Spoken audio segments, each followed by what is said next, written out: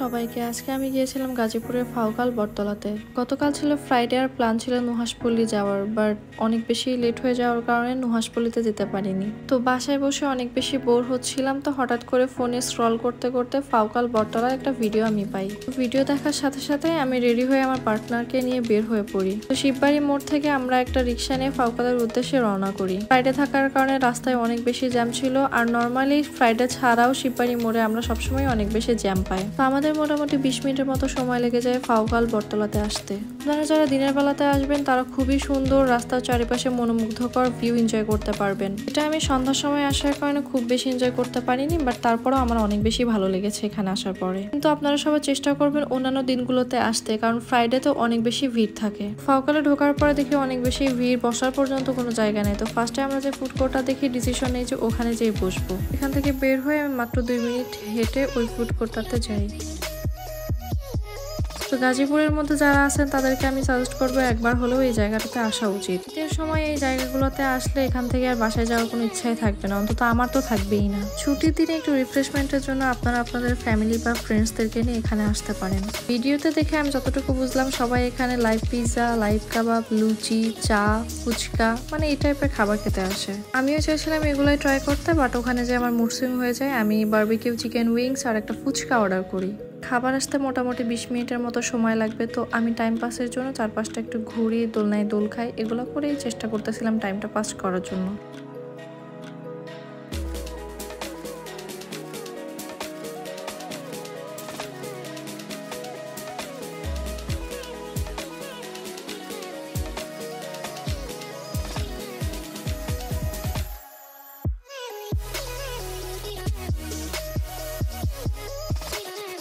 আমি সবাইকে সাজেস্ট করবো এখানে গেলে ফুচকাটা ট্রাই না করতে, কারণ ফুচকা 80 টাকা অনুযায়ী খেতে খুবই বাজে ছিল। ফুচকা ট্রাই করার পরে আমি অনেক বেশি হতাশ হয়ে গিয়েছিলাম। বারবিকিউ চিকেন উইংসটা কেমন আসে এটা নিয়ে আমি অনেক বেশি চিন্তিত ছিলাম, but trust me barbecue chicken উইংসটা অনেক মজার ছিল।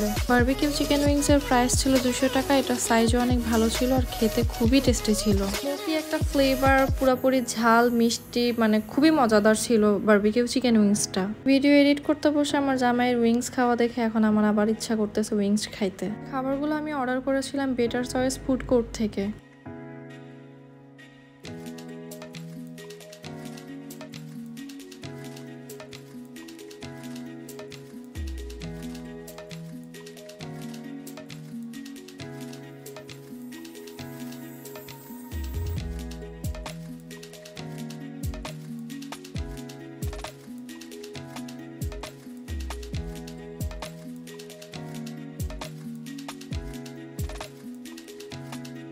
আমরা চারপাশে একটু ঘোরাঘুরি করার পরে ওখান থেকে ফাউকাল বটতলাতে আবার ফেরত যাই চা খাওয়ার জন্য।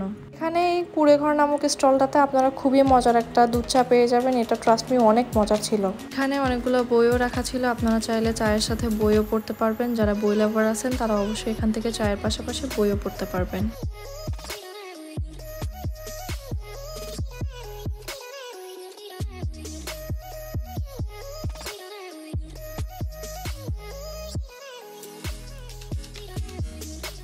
যেহেতু আমার পেটে কোনো জায়গায় ছিল না, এরপর আমি অনেক চিন্তা ভাবনা করে একটা চিকেন চিজ পিৎজা অর্ডার করে ফেলি। এখানে আপনারা পিৎজার পাশাপাশি চিকেন মোমো, মিট বক্স, তারপর আরো অনেক টাইপের খাবারই পেয়ে যাবেন। মোটামুটি 10 মিনিটের মধ্যে আমার চিকেন চিজ পিৎজা আমার সামনে হাজির হয়ে যায়। আর এটা ছিল পিৎজা, চেহারা দেখেন কি সুন্দর ইয়ামি লাগতেছে, আর এটা টেস্টও ভালো ছিল। আপনারা এটা ট্রাই করতে পারেন। তো 2 স্লাইস পিৎজা খাওয়ার পরে আমি আর খেতে পাইনি, বাকিটা আমি পার্সেল করে বাসার উদ্দেশ্যে রওনা করে ফেলি। আজকে এই পর্যন্তই। ভিডিওটা ভালো লাগলে লাইক কমেন্ট শেয়ার করবেন, আমার ইউটিউব চ্যানেলটা সাবস্ক্রাইব করে রাখবেন আর ফেসবুক পেজটা ফলো করে রাখবেন। Thank you.